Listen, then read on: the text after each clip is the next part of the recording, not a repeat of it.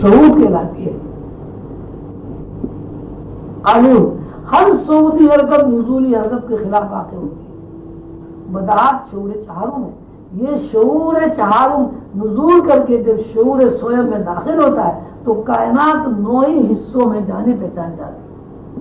یعنی فرد کا ذہن نوئی شعور کا احاطہ کر لیتا ہے. جس طرح فرد کا ذہن نوئی شعور کا احاطہ کر لیتا ہے، اسی طرح اگر فرد کا ذہن شعور اول سے لاشعور اور دوسرے لاشعور میں داخل ہونا چاہے تو اس کا ذہن تمام انواع کے شعور یعنی کائنات کی سطح پر قدم رکھ دیتا ہے. اول شعور نور مفرد، دوم شعور نور مرکب ہے.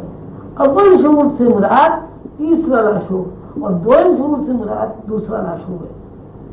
اول شعور نور مفرد اور دوم شعور نور مرکب ہے. یہ نور کی دو قسمیں ہیں. تیسرا شعور یعنی پہلا لاشعور نسمہ مفرد ہے اور چہارم شعور یعنی نسمہ مرکب ہے. نسمہ مرکب کی بھی دو قسمیں ہیں. کائنات کا جب تجزیہ کیا جاتا ہے کائنات کی چار مکانیتوں میں پہلے دو مکانیت نور کی ساخت ہے اور بعد کی دو مکانیتیں نسمے کی ساخت ہے. اللہ کے قانون کے مطابق ہر مکانیت کی دو سطح ہیں. نور مفرد کی دونوں سطح سے الگ الگ دو شعائیں نکلتی ہیں اور صفاتی تقاضے کے تحت جس نقطے پر مجتمع ہو کر مظاہرہ کرتی ہیں وہ نور مفرد کی تخلیق ہے. اس تخلیق کو ملائے اعلیٰ کہا جاتا ہے. نور مرکب کی دو سطحوں سے بھی الگ الگ دو شعائیں نکلتی ہیں اور صفاتی تقاضے کے تحت جس نقطے پر مجتمع ہو کر مظاہرہ کرتی ہیں وہ نور مرکب کی ایک تخلیق ہے. اس تخلیق کو ملائکہ کہتے ہیں. نسمہ مفرد کی دو سطحوں سے بھی الگ الگ دو شعائیں نکلتی ہیں اور صفاتی تقاضے کے تحت جس نقطے پر مجتمع ہو کر مظاہرہ کرتے ہیں وہ نسمہ مفرد کی تخلیق ہے. اس تخلیق کا نام جنات ہے. نسمہ مرکب کی دو سطحوں سے بھی الگ الگ دو شعائیں نکلتی ہیں اور صفاتی تقاضے کے تحت جس نقطے پر مجتمع ہو کر مظاہرہ کرتی ہیں وہ نسمہ مرکب کی تخلیق ہے. اس تخلیق کا نام عنصری مخلوق ہے. کسی مخلوق کا ایک جز ہمارا قوہ ارضی بھی ہے. اس بات کو اس طرح بیان کیا جاتا ہے نور مفرد کی تخلیق ملائے اعلیٰ ہے، نور مرکب کی تخلیق ملائکہ ہے، نسمہ مفرد کی تخلیق جنات ہے اور نسمہ مرکب کی تخلیق عنصری مخلوق یا ہمارا قوہ ارضی ہے. زندگی جس نظام پر چل رہی ہے اس نظام پر جب غور کیا جاتا ہے تو یہ بات تسلیم کیے بغیر نہیں کہ ساری زندگی خیالات کے اوپر قائم ہے. اگر خیالات کا سلسلہ منقطع ہو جائے تو زندگی کے تمام تقاضے، زندگی کے تمام حواس اور خود زندگی ختم ہو جاتی ہے. زمین کی کوئی حرکت، کوئی کام، کوئی تقاضا ایسا نہیں ہے جس کام، حرکت یا جس تقاضے میں خیالات سے باہر زمین کی کوئی حرکت، کوئی کام، کوئی تقاضا ایسا نہیں ہے جس کام، حرکت یا جس تقاضے کو خیالات سے باہر کر دیا جائے. کوئی بھی کام کرنے سے پہلے ضروری ہے کہ پہلے اس کام سے متعلق خیال آئے اور خیال کے اندر گہرائی پیدا ہو.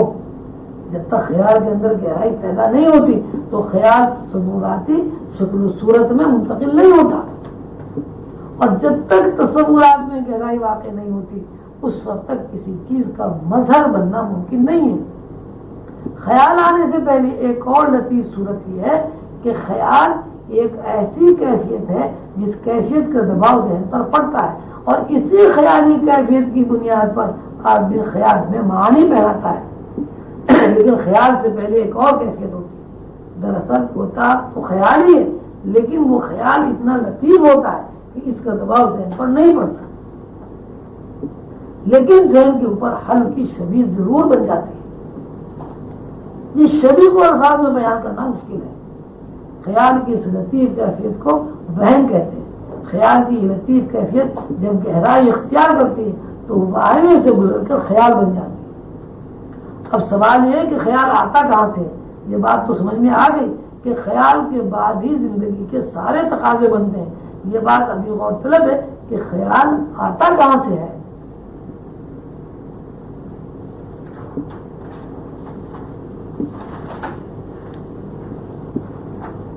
لوح محفوظ پر نقوش جب نزول کرتے ہیں، نزول کرنے کے بعد روشنی کی لہروں میں منتقل ہوتے ہیں، ایسی لہریں جنہیں لکیریں کہتے ہیں، ایسی لکیریں جو آنکھ سے نظر نہیں آتی، وہ لکیریں جب ذہن سے ٹکراتی ہیں اور وہاں سے بکھرتی ہیں تو یہ صورت ایسی کیفیت کی ہے جس کو وہم کا نام دیتے ہیں۔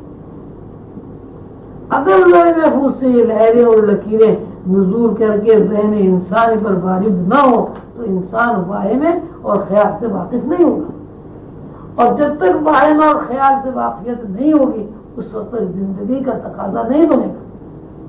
ہم رات دن یہ دیکھتے ہیں کہ ہمارے ذہن میں کوئی خیال آتا ہے، کچھ خیالات ایسے ہوتے ہیں جن کو ہم اپنی زندگی کے وابستہ خیال کرتے ہیں، اور بے شمار خیالات ایسے ہوتے ہیں جن کو ہم اہمیت نہیں دیتے اور نظر انداز کر دیتے ہیں، اور ان خیالات سے بالکل لا علمی اختیار کر کے گزر جاتے ہیں۔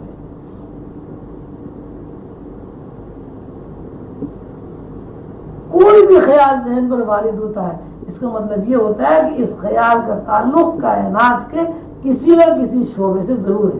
خیال کا آنا بجائے خود اس بات کی دلیل ہے کہ خیال کہیں سے آیا، یہ خیال ذہن انسانی پر ٹکرایا تو ذہن میں حرکت پیدا ہوئی، ایسی حرکت جس حرکت کے بارے میں ہم کوئی حق میں رائے قائم نہیں کر سکتے، لیکن بہرحال ذہن کے پردوں میں حرکت واقع ہوتی ہے۔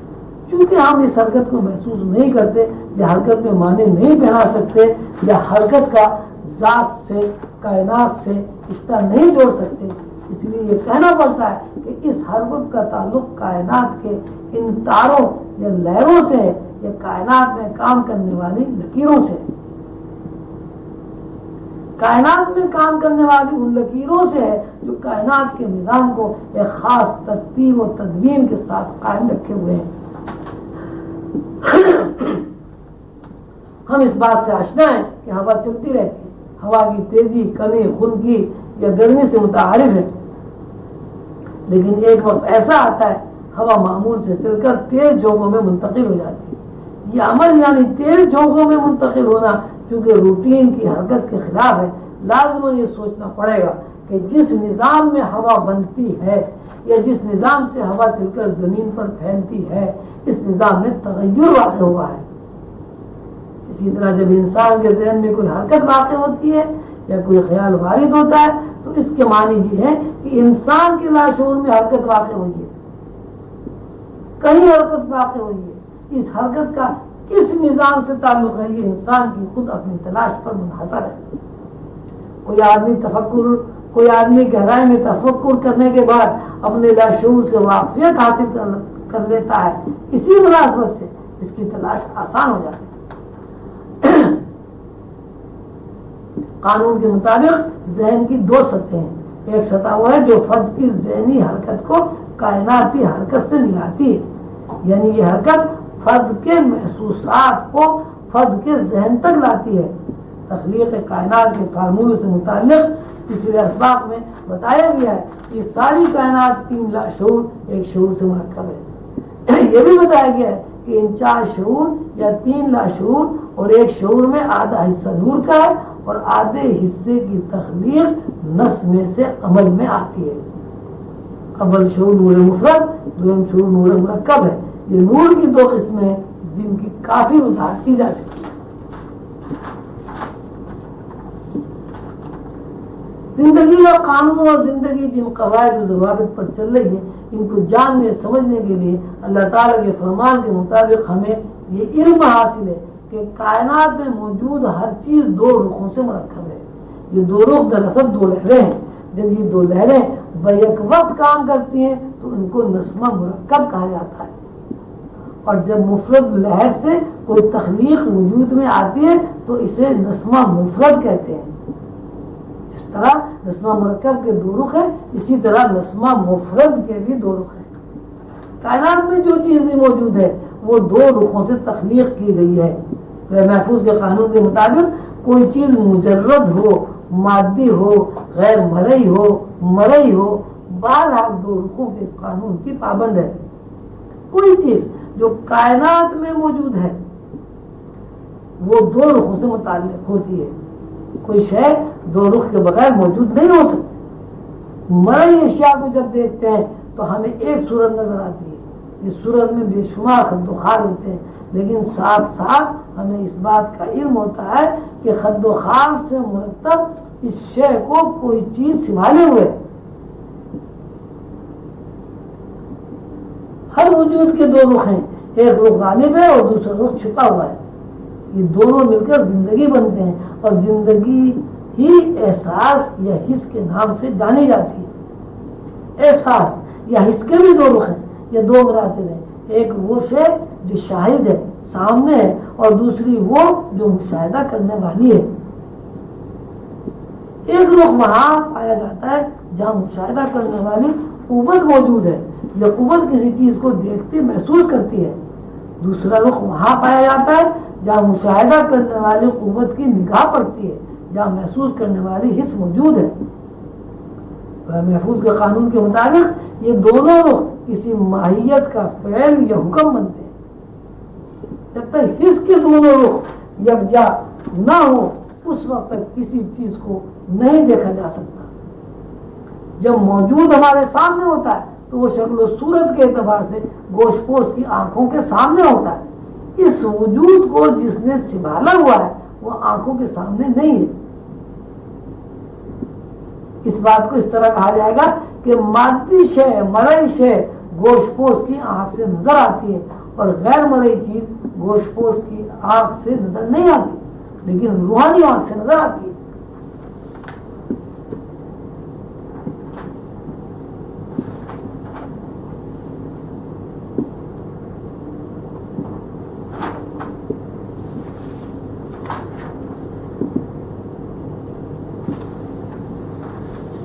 پچھلے لیکچر میں حضور قلندر بابا اولیاء نے تختہ سیاہ کی مثال بیان کی تھی. اب اس مثال کو مزید سمجھنے کے لیے اور مزید روشنی حاصل کرنے کے لیے دوبارہ بیان کیا جاتا ہے. مرشد کریم قلندر بابا اولیاء فرماتے ہیں کہ جب ہم تختہ سیاہ کو دیکھتے ہیں تو دیکھنے کے عمل میں یہ ہوتا ہے کہ یہ تختہ ہے، لیکن جب ہم سیاہ رنگ پر تفکر کرتے ہیں تو ہمیں یہ پتہ چلتا ہے کہ رنگ الگ ہے اور تختہ الگ ہے. یعنی رنگ اور تختے کے ملاپ کو تختہ سیاہ کہتے ہیں. اگر کسی طرح تختے کے اوپر سیاہ رنگ الگ کر دیا جائے یا سیاہ رنگ کو تختے سے الگ کر دیا جائے تو ایسی صورت میں سیاہ رنگ بھی ہے اور تختہ بھی ہے، لیکن اسے تختہ سیاہ نہیں کہہ سکتے. کسی چیز کی معنویت میں داخل کرنے کے لیے ضروری ہے کہ ہماری توجہ ان دونوں رخوں پر مرکوز ہو. یہ الگ بات ہے کہ دونوں رخوں میں ہم ایک رخ کو جانتے ہیں. یہ نسمہ مرکب کی اور نسمہ مرکب سے بننے والی حسیات کی تشریح ہے.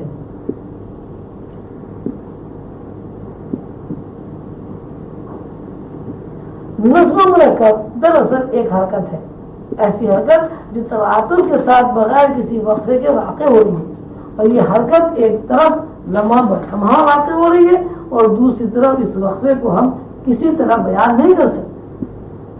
ایک لمحہ دوسرا لمحہ اور اسی طرح لمحہ بلمحہ حرکت ہوتی رہتی ہے.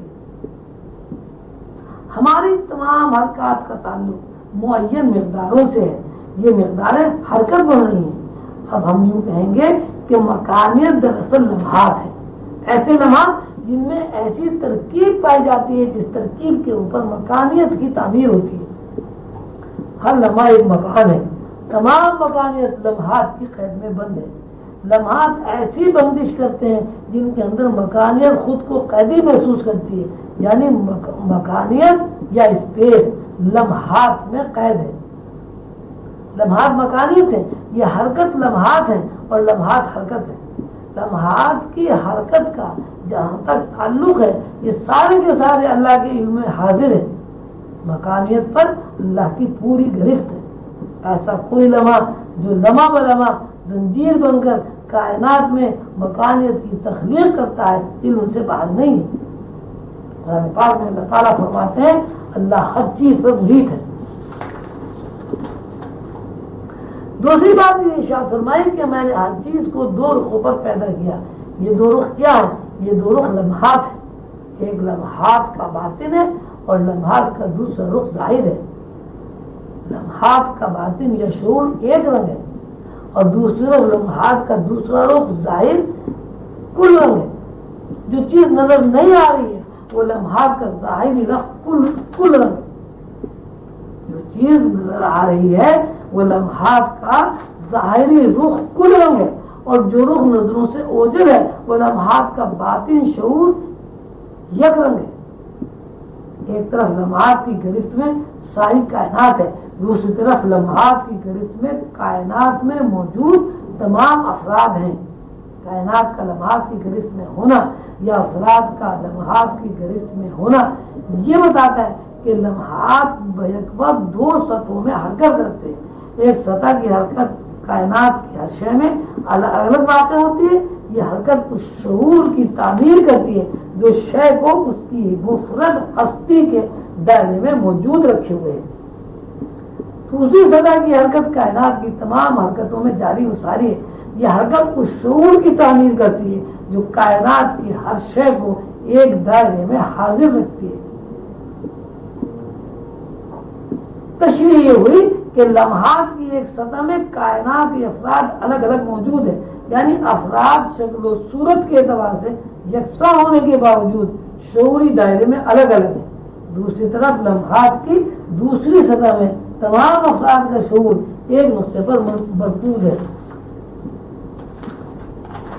ایک سطح انفرادی شعور اور دوسری سطح اجتماعی شعور، یعنی ہر فرد بحیثیت فرد کے ایک نوع ہے اور ہر نوع بحیثیت فرد کے ایک فرد ہے۔ جب نوع فرد ہے تو شعور ہے، اور جب نوع اجتماعی حیثیت میں نوع ہے تو فرد کا لاشعور ہے، یعنی ہر فرد دو سطحوں میں حرکت کرتا ہے۔ جب وہ اپنی نوع کے اندر حرکت کرتا ہے تو وہ لاشعور ہے، جب نوعی اعتبار سے انفرادی حرکت کر رہا ہے تو وہ شعور ہے۔ جس طرح ایک فرد کی مثال دی گئی ہے، اسی طرح اگر ہم پوری کائنات کو فرد مان لیں اور کائنات کے اندر موجود اشیاء کو اس کے اجزاء فرض کر لیں تو کائناتی شعور کو مرکزی شعور کہیں گے۔ پھر اسی مرکزی شعور کی تفہیم کا نام منفرد شعور رکھیں گے۔ دراصل ایک ہی شعور ہے جو کائنات کی ہر شے میں الگ الگ دور کر رہا ہے۔ اس کی مثال ہمارے سامنے ہے کہ ہر فرد کے شعور میں اس کے اپنے مخصوص ماحول کے مطابق اشیاء کی موجودگی ہوتی ہے۔ مثلا ہر فرد اپنے شعور کے مطابق کسی چیز کو پسند یا رد کرتا ہے اور کسی چیز سے مانوس ہوتا ہے۔ ہر فرد اپنے شعور کے دائرے میں اپنے مخصوص ماحول، مخصوص جذبات، مخصوص کیفیات کے اعتبار سے چیزوں کو منتخب یا رد کرتا ہے۔ لمحات کی ایک سطح خاص وقت میں فرد کے شعور کی تعمیر کرتی ہے، ساتھ ساتھ لمحات کی دوسری سطح میں ذرے ذرے کی تحریکات دور کرتی ہیں۔ ہم کسی چیز کو رد کرتے ہیں یا پسند کرتے ہیں تو یہ رد کرنا یا پسند کرنا اس بات کی دلیل ہے کہ جس چیز کو قبول کیا جاتا ہے وہ کہیں موجود ہے۔ اس وجود سے متعلق ہم اپنے انفرادی شعور کی بنیاد پر رد یا قبول کر لیتے ہیں۔ اب اس طرح کہیں گے کہ فرد کو ماحول کی معلومات لمحات کی اوپری سطح سے ملتی ہے اور کائنات کی مکمل معلومات لمحات کی نچلی سطح سے مل سکتی ہے۔ نچلی سطح کیا ہے؟ نچلی سطح دراصل فرد کا مرکزی شعور یا لاشعور ہے۔ اس لاشعور میں ازل تا ابد کا پورا ریکارڈ موجود ہے۔ ہم جب فرد کی حیثیت میں زندگی کے متعلق اطلاعات پر غور کرتے ہیں تو لامحالہ یہ بات تسلیم کرنی پڑتی ہے کہ زندگی کے تمام جذبات سے متعلق جو اطلاعات ملتی ہیں ان کو دو طرح قبول کرتے ہیں یا دو طرح معنی پہنائے جاتے ہیں۔ ایک معنی پہنانا انفرادی طور پر معنی پہنانا ہے اور دوسری طرف اجتماعی طور پر معنی پہنانا ہے۔ مطلب یہ ہے کہ لمحات کی ایک سطح فرد کا وقتی شعور ہے اور لمحات کی دوسری سطح فرد کا دوامی شعور ہے۔ فرد کے دوامی شعور یا لاشعور میں ازل تا ابد تمام تحریکات ایک لمحے میں مقیم ہیں۔ اسی لمحے کو مرشد کریم قلندر بابا نے جاویدانی لمحہ کہا ہے۔ یہی لمحہ فرد کے شعور کی گہرائی ہے، یہی وہ لمحہ ہے جس کو حضور علیہ الصلوۃ والسلام نے وقت کا نام دیا ہے۔ سیدنا حضور علیہ الصلوۃ والسلام کا ارشاد ہے کہ وقت میں میرا اور اللہ کا ساتھ ہے۔ وقت کیا ہے؟ زمانے مسلسل ہے یا فرد کا لاشعور ہے؟ مکانیت کیا ہے؟ فرد کا انفرادی شعور ہے اور لمحہ بلمحہ تباتر کے ساتھ حرکت کرنے والی ایک زنجیر ہے۔ وقت حقیقی لمحہ ہے اور یہی وہ لمحہ ہے جس کو علم الہیہ بھی کہا جاتا ہے۔ اسی لمحے کو یا علم الہیہ کو مرشد کریم قلندر بابا نے علم حضوری کا نام دیا ہے۔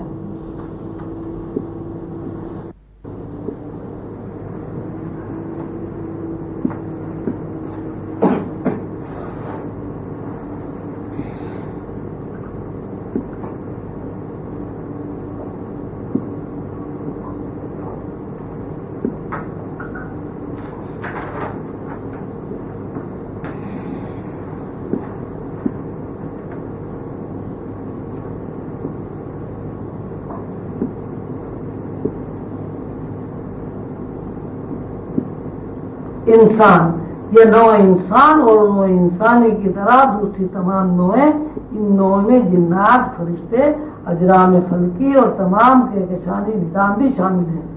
شعور کے اندر ان کی ابتدا ہوتی ہے اور شعور کے رد و بدل ہی سے ابتدا جب انتہا کو پہنچتی ہے تو اس کے مختلف نام رکھ دیے جاتے ہیں۔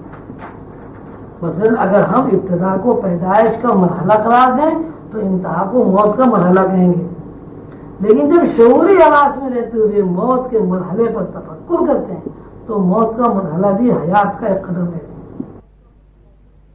ایک ایسی حیات کا قدم جس قدم کے بعد دوسرا قدم حیات ہے۔ مقصد یہ کہ انسان اور ساری کائنات جن حواس اور جن شعوروں میں حیات کے مراحل طے کر رہی ہے وہ چاروں شعور دراصل مختلف کیفیات کے رد و بدل کا نام ہے۔ شعور کی کیفیت یہ ہے کہ ہم اتنے کمزور، ناتواں اور کم عقل ہیں کہ جب کسی چیز کو سمجھنا چاہتے ہیں تو اس چیز کی محدودیت ہمارے اوپر مسلط ہو جاتی ہے، یعنی شعور اس قدر محدود ہو جاتا ہے کہ اگر ہم نظر کے سامنے بہت باریک کاغذ بھی رکھ دیں تو شعور کا وہ حصہ جسے بصارت کہتے ہیں کام کرنا چھوڑ دیتا ہے۔ اسی طرح جب ہم اس محدود کیفیت سے نکل کر لامحدود کیفیت میں، ایسی لامحدود کیفیت میں جس کو محدود کہا جاتا ہے داخل ہوتے ہیں تو شعور میں توانائی داخل ہو جاتی ہے۔ اس انرجی سے ہم جو کچھ شعور میں رہتے ہوئے دیکھتے ہیں ادراک کر لیتے ہیں۔ ہم بیان کر چکے ہیں کہ فرد کا شعور، نو کا شعور، کائنات کا شعور اور ماورائے کائنات کا شعور ہی زندگی کے مراحل کا تعین کرتا ہے۔ یعنی انسان کو اللہ تعالیٰ نے جو علم عطا کیا ہے وہ یہ ہے کہ یہ ساری کائنات چاروں شعور سے مرکب ہے۔ ان چار شعوروں کو مرشد کریم قلندر بابا اولیاء نے نسمہ مرکب، نسمہ مفرد، نور مرکب اور نور مفرد کا نام دیا ہے۔ یہ چاروں شعور دراصل کائنات کی وہ حقیقت ہے جس حقیقت پر سارے کائناتی امور متحرک ہے، اور یہ دراصل چاروں شعوروں کی تقسیم اس لیے ہے کہ ہم کائنات کو الگ الگ اجزاء کے ساتھ تخلیقی فارمولوں کو سمجھ سکیں۔ اصل بات یہ ہے کہ شعور ایک ہی ہے اور یہ ایک ہی شعور کائنات کی ہر شے میں الگ الگ دور کر رہا ہے۔ جیسے جیسے شعور میں حرکت واقع ہو رہی ہے اسی مناسبت سے شعور میں درجہ بندی واقع ہو رہی ہے۔ جب انسان زندگی اور کائنات کی حیات کا تذکرہ تجزیہ کرتا ہے تو ہمیں دو چیزوں کا سراغ ملتا ہے۔ ہم جب انسانی زندگی اور کائنات کی حیات کا تجزیہ کرتے ہیں تو ہمیں دو چیزوں کا سراغ ملتا ہے، یا یہ ساری کائنات اور کائنات کی تمام تر حیاتی تقاضے دو رخوں پر قائم ہیں۔ ساری کائنات اور کائنات کے تمام تر حیاتی تقاضے دو رخوں پر گامزن ہیں۔ ایک رخ کا نام مکانیت ہے اور دوسرے رخ کا نام زمانیت ہے۔ مکانیت اور زمانیت میں کافی وضاحت ہے۔ مکانیت اور زمانیت کے بارے میں کافی وضاحت سے بیان کیا جا چکا ہے. وہ یہ ہے کہ ایک راستہ ہے، ایک مسافر ہے. راستہ مکانیت ہے اور مسافر جس مکانیت پر سفر کر رہا ہے وہ زمانیت ہے. مکانیت میں بظاہر تحیر واقع نہیں ہوتا، مکانیت میں بظاہر تغیر واقع نہیں ہوتا، اور زمانیت میں ہر لمحہ ہر آن تغیر واقع ہو رہا ہے. لمحات کی تغیراتی صورت فرد کی شعوری تعمیر ہے. دوسری نوع شعور کی تعمیر تیسری طرف کائناتی شعور کی تعمیر ہے. چوتھی طرف اس شعور کی تعمیر کرتی ہے جس شعور پر کائنات رواں نواں ہے. فرد کے لاشعور میں ازل سے ابد تک کی تمام تحریکات ایک لمحے کے اندر مقیم ہیں. کائنات میں ایک ایسا لمحہ ہمہ وقت موجود رہتا ہے کہ جس لمحے کے اندر ازل تا ابد پوری کائنات کا ریکارڈ موجود اور متحرک ہے. اس بات کو اس طرح کہہ سکتے ہیں کہ ازل سے ابد تک کی تمام تحریکات ایک لمحے کے اندر ہیں. اس لمحے کو مرشد کریم نے جاویدانی لمحہ فرمایا ہے. اس لمحے کے بارے میں سیدنا حضور علیہ السلام کا ارشاد عالی مقام ہے کہ لمحے میں یعنی زمانیت میں میرا اور اللہ کا ساتھ ہے. یہی لمحہ حقیقی لمحہ ہے اور زمانے مسلسل اسی لمحے کا ایک شعبہ ہے. یہی لمحہ علم الہیہ ہے. اسی لمحے کو علم حضوری کہا جاتا ہے. اسی لمحے کے اندر اللہ کی وہ صفات مجتمع ہے جن کو قرآن پاک میں شیون کہا گیا ہے. اللہ کی تمام صفات کا احاطہ نہیں کیا جا سکتا. جن صفات کو اللہ نے علم الہیہ کہا ہے، یہ صفات وہ لمحہ ہے جس لمحے کے اندر اللہ کا ارادہ جاری ہے.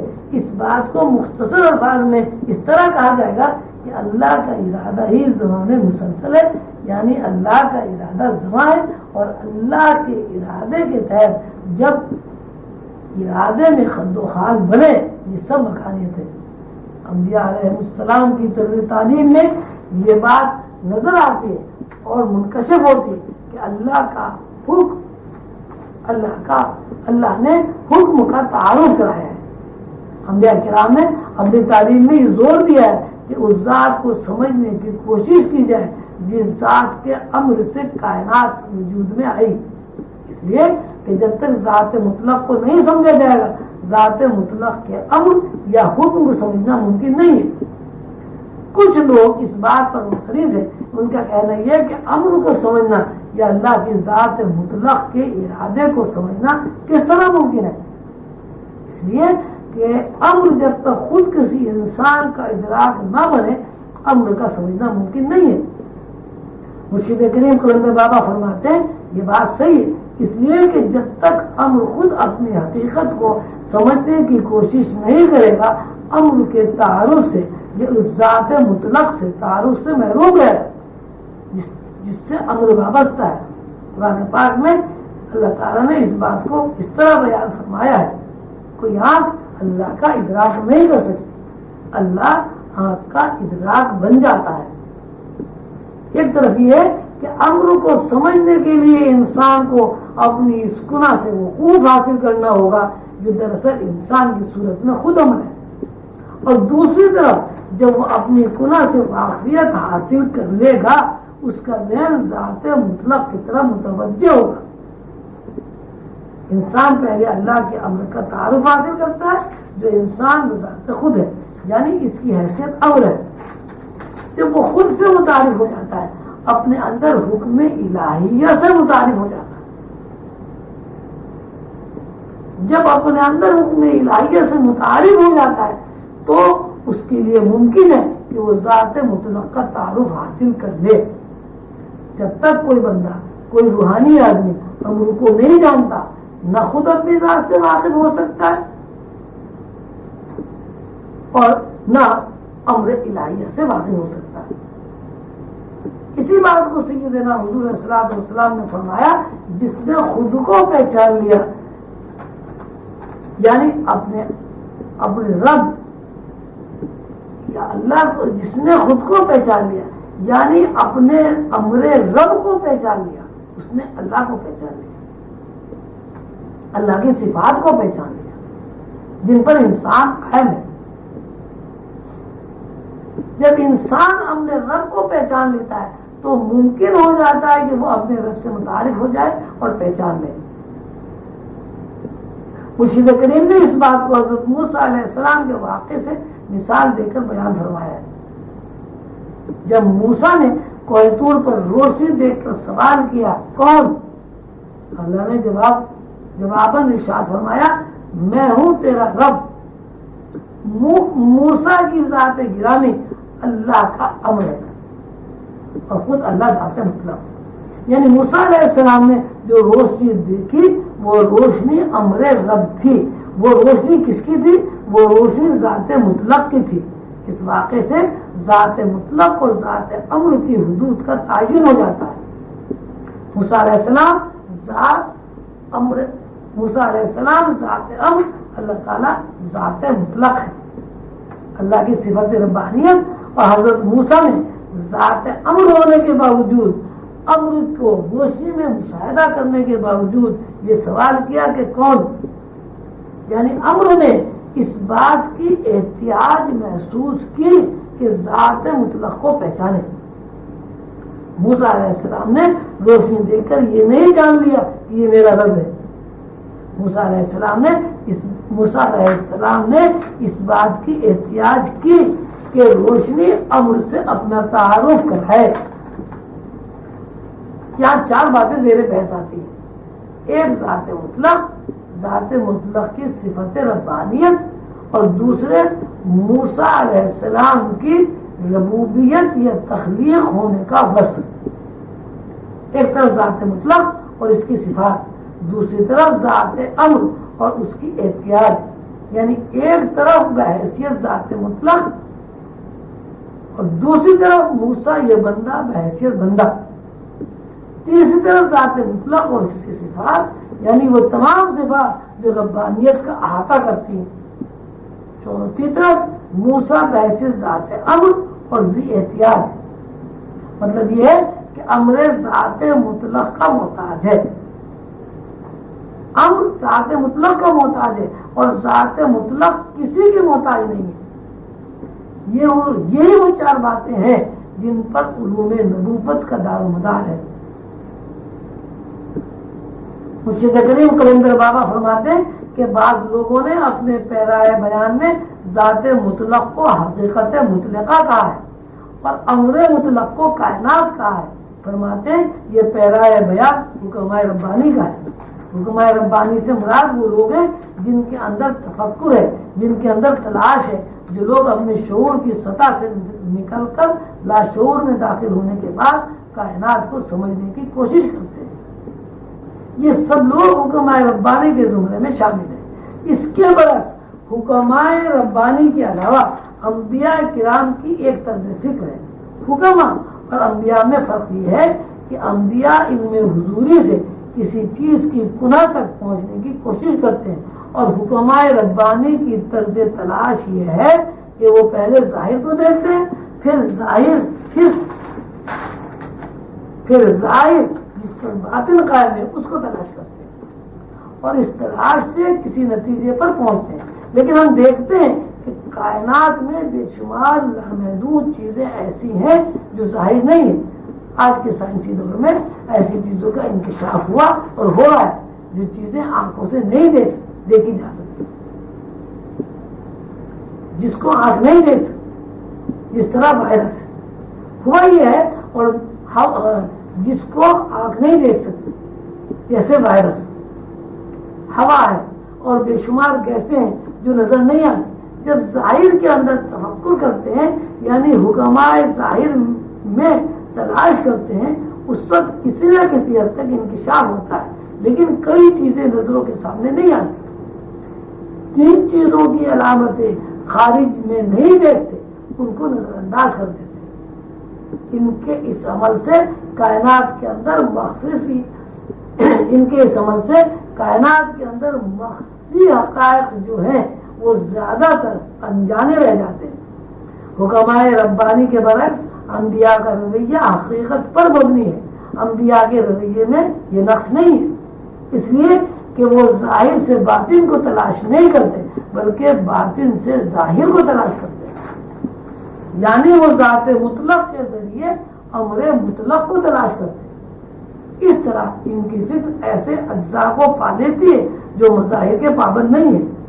انبیاء مظاہر کو نظر انداز نہیں کرتے، تاہم وہ مظاہر کو اصل قرار دے کر صرف مظاہر کی روشنی میں گم نہیں ہو جاتے، وہ مظاہر کو بھی اتنی اہمیت دیتے ہیں جتنی مظاہر کی اصلوں کو۔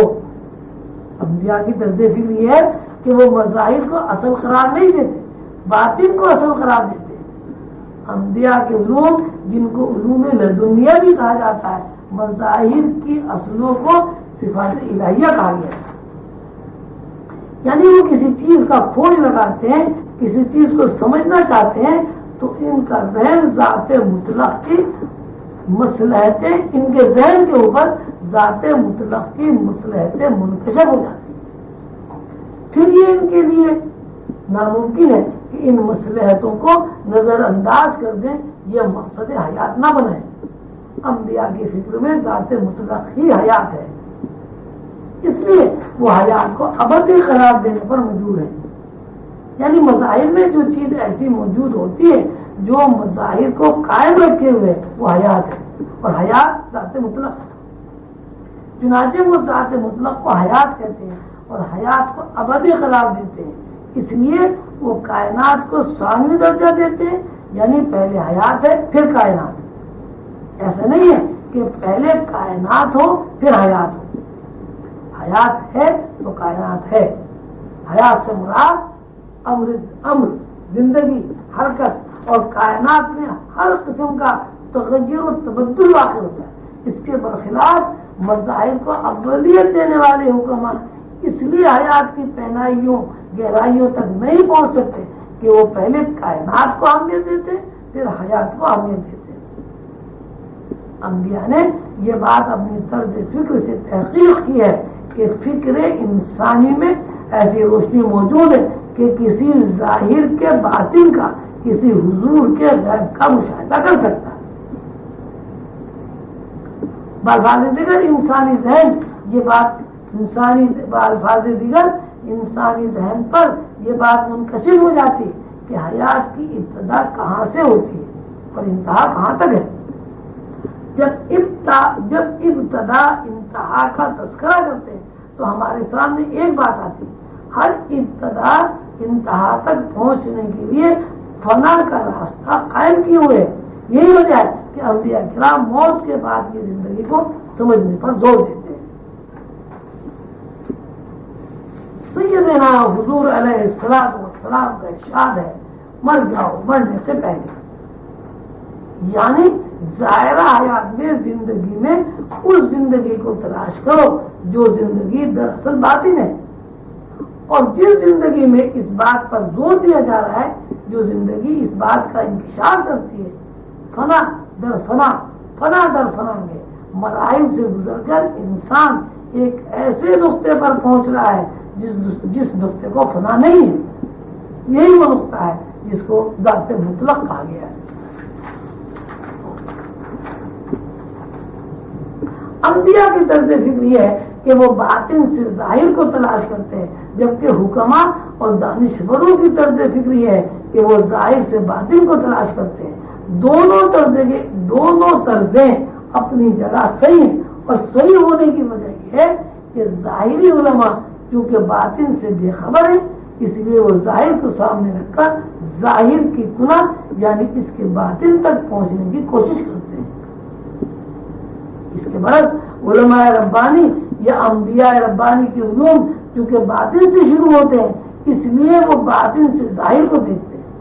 باطن چونکہ اصل ہے، اس لیے علماء ربانی کی طرز فکر صحیح ہے، اس میں غلطی کا امکان نہیں ہے۔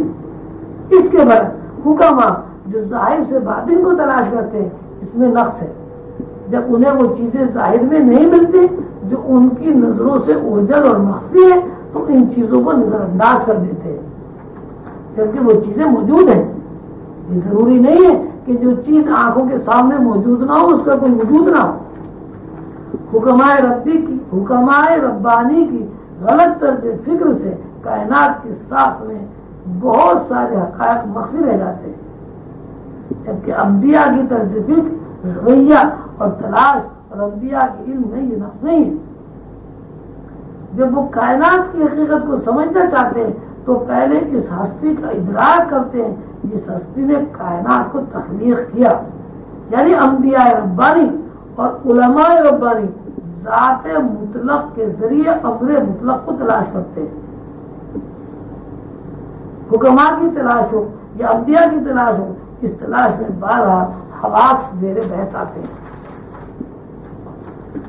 حواس کی دو درجے ہیں۔ حواس کی ایک درجہ ہے جس کو ہم ظاہری زندگی میں محسوس کر کے کوئی کلیہ قائم کرتے ہیں۔ حواس کی دوسری درجہ ہے کہ جہاں حواس کی اصل یا حواس کی کنہ سے بحث کی جاتی ہے۔ ظاہر حواس والا کوئی بندہ ان حواس سے ظاہر کو، وجود کو اور وجود کے باطن کو سمجھنے کی کوشش کرتا ہے، جبکہ باطنی حواس والا بندہ حواس کو وہاں تلاش کرتا ہے جہاں سے حواس بنتے اور تخلیق پاتے ہیں۔ یہ حواس تقسیم ہو کر کائنات بنتے ہیں اور کچھ حواس غیر منقسم ہونے کی صورت میں انبیاء کے سامنے ہوتے ہیں۔ غیر منقسم حواس سے مراد یہ ہے کہ وہ حواس جو ابھی تک تقسیم ہو کر مظاہراتی خد و خال میں منتقل نہیں ہوئے۔ منقسم حواس یعنی حواس کی درجہ بندی یا حواس کے اندر خد و خال اس وقت پیدا ہوتے ہیں جب غیر منقسم حواس رکھنے والی ذات نے حواس کو خد و خال کی صورت میں ظاہر کرنا چاہا اور کائنات کو حکم دیا کہ وہ وجود میں آ جائے۔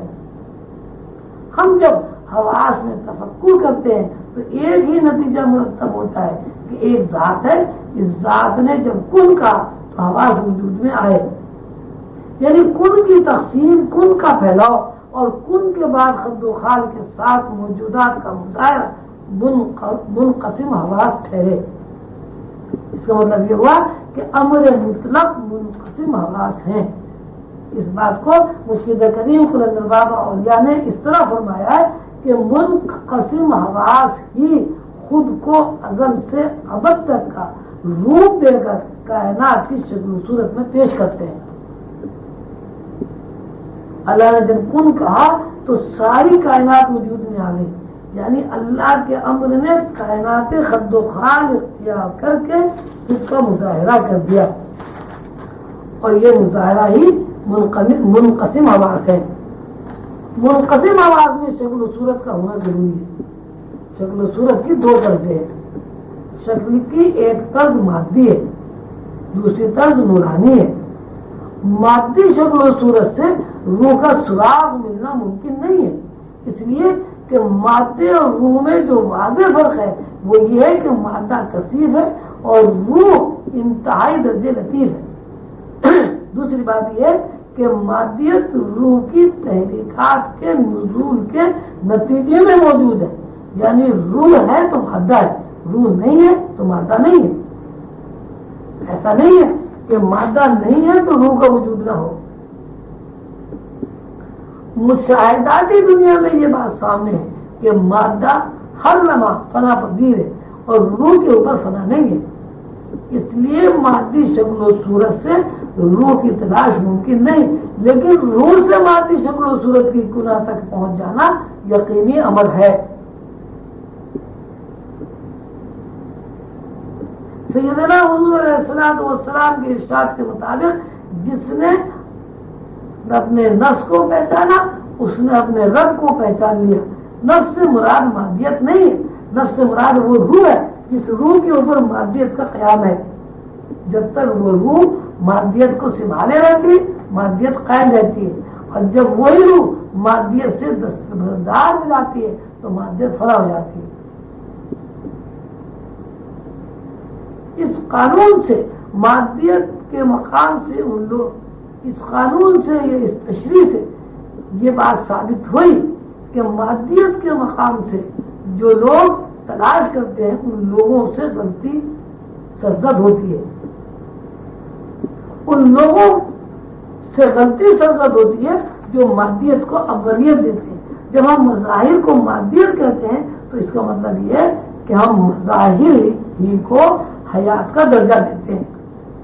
جب تک ہمارے سامنے یہ بات ہے کہ مظاہراتی خد و خال ہر لمحہ ہر آن فنا ہو رہے ہیں، تو ہم مظاہر کو اولیت دیتے ہیں اور مظاہر کو وسعت حیات قرار دیتے ہیں، تو وہ لوگ جو مذہب کو وسعت حیات قرار دیتے ہیں کہ ان کے سمجھنے کا مطلب اس کے سوا کچھ نہیں ہوتا، وہ دانستہ ماضی مستقبل دونوں کا انکار کرتے ہیں، جبکہ ہم دیکھتے ہیں کہ ساری کائنات ماضی کے علاوہ کچھ نہیں ہے۔ آج کا بچہ جس دن یا جس گھنٹے پیدا ہوتا ہے ابھی ایک لمحہ بھی نہیں گزرتا کہ اس کی پیدائش ماضی میں چلی جاتی ہے۔ جب بچپن لڑکپن سے نکل کر جوانی میں داخل ہوتا ہے اس کے علاوہ چارہ نہیں ہے کہ بچے کی ولادت کا تذکرہ ماضی سے کریں۔ کائنات میں حال مستقبل کا کوئی وجود نہیں ہے، اس لیے بچہ جس آن پیدا ہوتا ہے دوسرے لمحے سے اس کی زندگی ماضی بنتی چلی جاتی ہے۔ البتہ یہ کہہ سکتے ہیں کہ ہر لمحہ مستقبل سے ماضی کی طرف سفر کر رہا ہے۔ سیدنا حضور علیہ الصلوۃ والسلام کا ارشاد ہے، جو کچھ ہونے والا ہے اس کو لکھ کر قلم خشک ہو گیا۔ اس حدیث سے ماضی کے علاوہ زمانے کا کوئی اور اسلوب معلوم نہیں ہوتا، البتہ یہ کہہ سکتے ہیں کہ حال اور مستقبل دونوں ماضی کے اجزاء ہیں۔ اللہ کے ارشاد کے مطابق خدا کا امر یہ ہے کہ جب وہ کسی چیز کے پیدا کرنے کا ارادہ کرتا ہے تو کہتا ہے ہو جا، اور وہ ہو جاتی ہے۔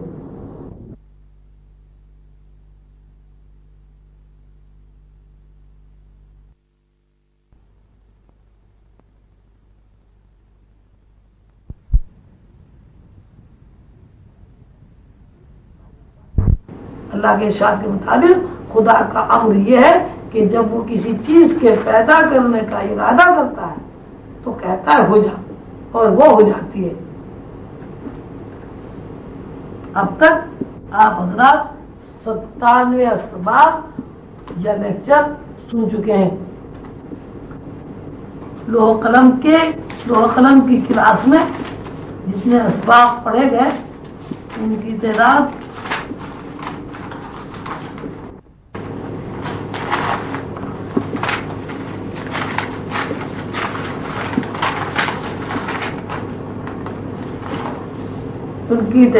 111 ہے، اور 97 لیکچر آپ سن چکے ہیں۔ انشاءاللہ باقی لیکچر بھی آپ کی خدمت میں پیش کر دی جائیں گے۔ اب مجھے اجازت دیں، خدا حافظ۔ ناظرین السلام علیکم۔ کتاب لوح قلم تصنیف مرشد کریم قلندر بابا اولیاء رحمۃ اللہ علیہ کی تشریحات کے سلسلے میں یہ نشست مسلسل کئی دن سے جاری ہے، اور لوح قلم کی جو تشریحات لکھی گئی تھیں اور جو تقریباً 3.5 سال میں پوری ہوئی تھی وہ آپ کے سامنے پڑھ کر سنائی جا رہی ہیں، اس لیے تاکہ آپ اس کو اس طرح سن سکیں جیسے استاد اور شاگرد آمنے سامنے بیٹھ کر کلاس لیتے ہیں۔ لوح قلم کی تشریحات کے سلسلے میں 111 لیکچر یا اسباق بنے تھے۔ 111 اسباق میں سے آپ 97 اسباق سن چکے ہیں۔ اب 98واں سبق آپ کے سامنے پیش کیا جا رہا ہے۔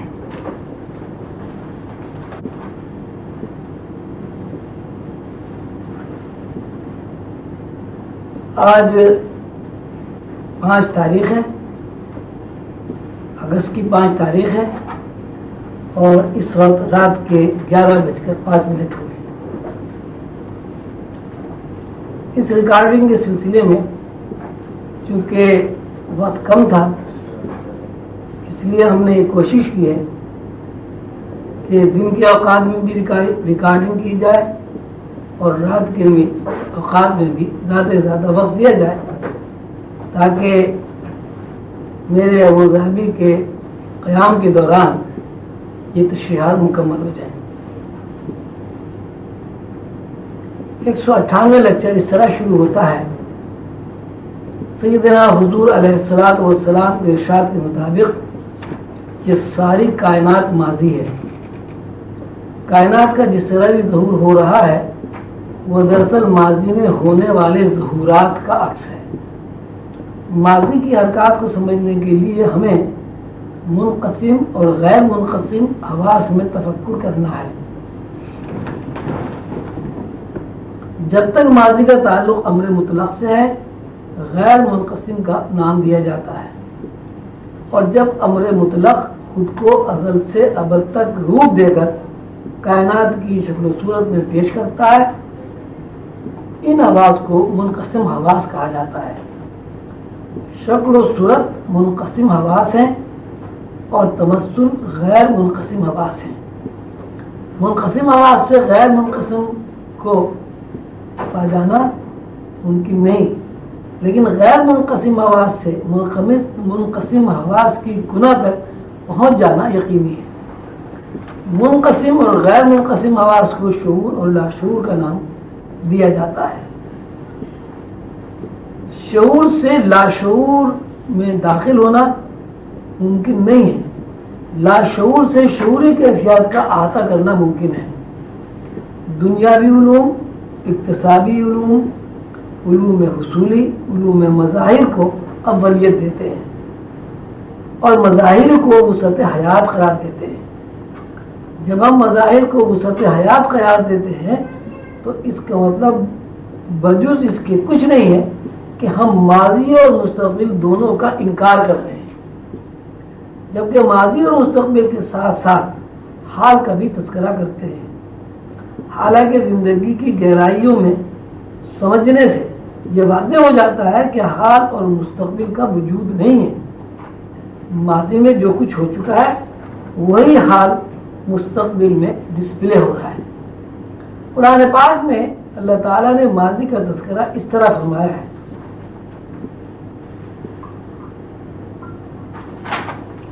خدا کا امر یہ ہے جب وہ کسی چیز کے پیدا کرنے کا ارادہ کرتا ہے تو کہتا ہے ہو جا، اور وہ ہو جاتی ہے۔ یعنی اللہ کے ذہن میں کائناتی پروگرام جس ترتیب کے ساتھ تھا، اللہ نے چاہا اس پروگرام کا ظہور ہو۔ اللہ نے کن کہا اور پروگرام اسی ترتیب کے تحت وجود میں آ گیا۔ اللہ کا ارادہ لامتناہی نور ہے۔ لامتناہی نور سے مراد یہ ہے کہ اللہ کے اس ارادے میں جس طرح کائنات موجود ہے وہ ساری کائنات کی ماہیت اور کائنات کے اندر نوعیں اور نوعی افراد کو کسی طرح بھی احاطہ نہیں کیا جا سکتا۔ اللہ کا ارشاد کہ میں جس چیز کو حکم دیتا ہوں ہونے کا وہ ہو جاتی ہے، اس بات کی تشریح ہے کہ امر الہی کے 3 حصے ہیں۔ نمبر 1 ارادہ، نمبر 2 جو کچھ ارادے میں ہے یعنی شے، نمبر 3 ارادے کے اندر جو شے ہے اس کا ظہور۔ ارادے کے اندر شے کا ہونا اس بات کی طرف اشارہ ہے، یہ اس بات کا ثبوت ہے کہ جو اللہ چاہتے ہیں وہ پہلے سے ان کے علم میں موجود ہے۔ اب چونکہ امر الہی کے مطابق ہونے سے پہلے اشیاء کائنات اللہ تعالیٰ کے علم میں موجود ہیں اور کن کے بعد انہی اشیاء کا ظہور ہوا جو پہلے اللہ کے ارادے میں موجود تھیں، اس لیے جو کچھ موجود ہے سب ماضی ہے۔ مرشد کریم قلندر بابا اولیاء یہ سوال قائم کرتے ہیں کہ ماضی کیا ہے، اس کی مقدار کیا ہے۔ ہمارے پاس ان مقداروں کو سمجھنے کی بہت سی طرزیں ہیں۔ ایک طرز یہ ہے کہ موجودہ سائنسداں روشنی کی رفتار 1,86,200 میل فی سیکنڈ بتاتے ہیں۔ مطلب یہ ہوا کہ دنیا میں روشنی کی رفتار 1 سیکنڈ میں 1,86,200 میل ہے، یعنی 1 سیکنڈ کا طول 1,86,200 میل ہوا۔ ایک سیکنڈ کے اندر جو کچھ افعال و اعمال سرزد ہوئے یا ایک سیکنڈ کی مکانیت میں جو حوادث رونما ہوئے، ان کی رفتار سفر 1,86,200 میل ہے۔ یعنی 1,86,200 میل جس مکانیت پر مشتمل ہے، اس کی مکانیت میں جتنے حوادث رونما ہوئے وہ ایک سیکنڈ کے اندر واقع ہوئے، اور ایک سیکنڈ کے اندر ہی ایک سیکنڈ کی مکانیت کے تمام افعال سرزد ہوئے۔ اگر کسی طرح ان افعال کا شمار ممکن ہو تو یہ معلوم ہو سکتا ہے کہ ایک سیکنڈ کتنا طویل ہے، سیکنڈ کی مکانیت میں کتنی وسعت ہے۔ یہ بات غورطلب ہے، جب ہم ایک سیکنڈ کی مکانیت 1,86,200 میل تسلیم کرتے ہیں تو ایک سیکنڈ میں رونما ہونے والے کائناتی حوادث، یہ کائناتی افعال و اعمال تحریر میں لانا ممکن نہیں ہے، اور اس لیے ممکن نہیں ہے، یہ اتنی زیادہ رفتار ہے اور سیکنڈ کی طوالت اتنی زیادہ ہے، ایک سیکنڈ اتنی بڑی مکانیت پر مشتمل ہے، یا یہ سیکنڈ جتنی مکانیت پر مشتمل ہے اس کے اندر اتنی وسعتیں ہیں کہ نوع انسانی ازل سے ابد تک کی مدت میں ایک سیکنڈ واقع ہونے والے حوادث تحریر میں نہیں لا سکتے۔ اب اگر اس بات کو تسلیم کر لیں کہ ایک سیکنڈ برابر ہے 1,86,200 میل، اس کا مطلب یہ ہوا کہ کائنات کا ایک لمحہ 1,86,200 میل پر مشتمل ہے۔ ہم جب یہ تسلیم کر لیتے ہیں تو پھر زمانے متواتر کا مفہوم کچھ نہیں رہتا۔ جب زمانے متواتر کچھ نہیں رہتا تو لامحالہ تسلیم کرنا پڑتا ہے کہ اللہ کے شیون یعنی اللہ کے ذہن میں اشیاء کا ہونا جس طرح موجود ہے وہی زمان کی حقیقت ہے۔ کائنات میں 3 زمانے متعارف ہیں،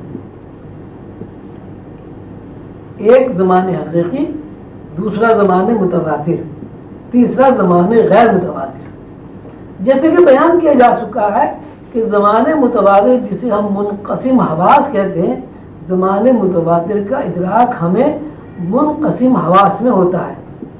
کائنات کے اندر جو کچھ ہے یا کائنات کو خارجی طور پر جس طرح سمجھتے ہیں، کائنات کے اندر جو افعال و حوادث رونما ہو رہے ہیں، ہم ان کو زمانے متواتر کے پیمانے سے ناپتے ہیں۔ کائنات جو قدم اٹھاتی ہے وہ ایک لمحے کا پابند ہے، یعنی ساری کائنات لمحات میں بند ہے۔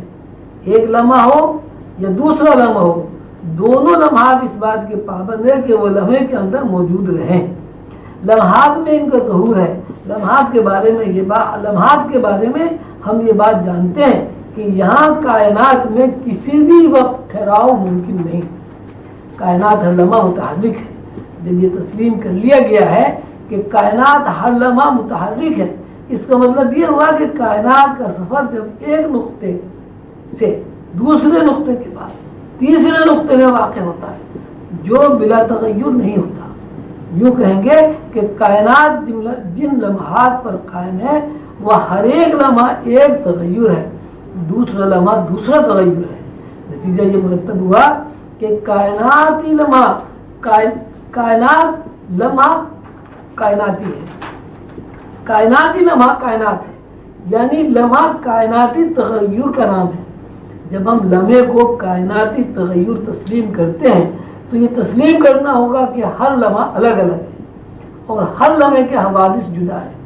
ہر لمحے کے حوادث کو جدا تسلیم کرتے ہیں تو یہ بات بھی ذہن نشین ہوتی ہے کہ چونکہ لمحات بھی زمانہ ہے، اس لیے زمانے کی جداگانہ وحدتیں ہیں، اور ہر وحدت کے درمیان فصل ہے، اور ہر متضاد وحدت اپنی ہستی میں جداگانہ صفات رکھتی ہے۔ اصطلاحاً انہیں کا نام زمانے غیر متواتر ہے۔ مطلب یہ ہوا کہ زمانے متواتر معلومات و واردات اور زمانے غیر متواتر نامعلوم واردات ہے۔ اگر زمانے متواتر کی وحدتیں ایسی واردات کا مجموعہ ہے جن سے شعور واقف ہے، اور غیر متواتر کی وحدتیں ایسی واردات کا مجموعہ ہے جن سے شعور ناواقف ہے۔ اللہ تعالیٰ نے قرآن پاک میں ان دونوں زمانوں کا تذکرہ حسب ذیل الفاظ میں کیا ہے۔ میں نے آدم کے پتلے میں روح پھونکی، اسے علم اشیاء عطا کیا، اللہ نے آدم کو خلا سے بنایا، اس خلا میں اللہ نے اپنی روح پھونکی، اس لیے روح آدم اور خلا کے درمیان فصل قائم ہے۔ یہ فصل خلا ہے، خلا میں اللہ نے روح پھونکی، روح پھونکنے کے بعد آدم کو علم شے عطا کیا، یعنی آدم دونوں ایجنسیوں سے مرکب ہوا، ایک روح الہی اور دوسرا علم شے۔ علم اشیاء حاصل ہونے کے بعد یہ علم ہوا کہ اشیاء کیا ہیں، اشیاء کی ماہیت اور حیثیت کیا ہے۔ یہ علم اشیاء کیا ہے، ماہیت کیا ہے، عالم فطرت ہے۔ مطلب یہ ہے کہ علم شے کے مقابل عالم فطرت موجود ہے۔ عالم فطرت یہ ہے جس کو زمان متواتر کہا جاتا ہے۔ زمان متواتر کو قرآن پاک نے عالم شہادت کہا ہے۔ روح الہی کے بالمقابل روحانی دنیا یعنی زمان غیر متواتر ہے، جس کو قرآن پاک نے عالم غیب کا نام دیا ہے۔ اس کا فارمولہ اس طرح ہے: روح الہی، علم اشیاء، عالم فطرت، زمان متواتر، عالم شہادت۔ روح الہی، روح کے اندر علم اشیاء، تکوین کائنات، آدم۔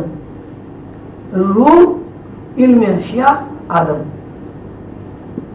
اس فارمولے کی تشریح یہ ہے: آدم خلا ہے، بجنی مٹی ہے، اس خلا کو پر کرنے کے لیے روح پھونکی، جب روح پھونکی تو روح کو علم اشیاء عطا ہوا، علم اشیاء عطا ہونے کے بعد آدم کو زندگی گزارنے اور تکوین کائنات سے متعلق جو علوم حاصل ہوئے، ان علوم سے قوانین فطرت کو تلاش کرنا عالم فطرت ہوا۔ انسان کی فطرت یہ ہے کہ وہ خلا سے نکل کر روح میں داخل ہوا اور اس روح کی معرفت علم اشیاء حاصل کیا، اور علم اشیاء حاصل کرنے کے بعد علم اشیاء کا تعلق عالم غیب سے جوڑا۔ آدم خلا ہے، خلا میں روح، روح میں علم اشیاء، علم اشیاء میں عالم فطرت، عالم فطرت زمان متواتر ہے۔ زمان متواتر جس چیز پر قائم ہے وہ غیر متواتر ہے، یہی غیر متواتر عالم غیب ہے۔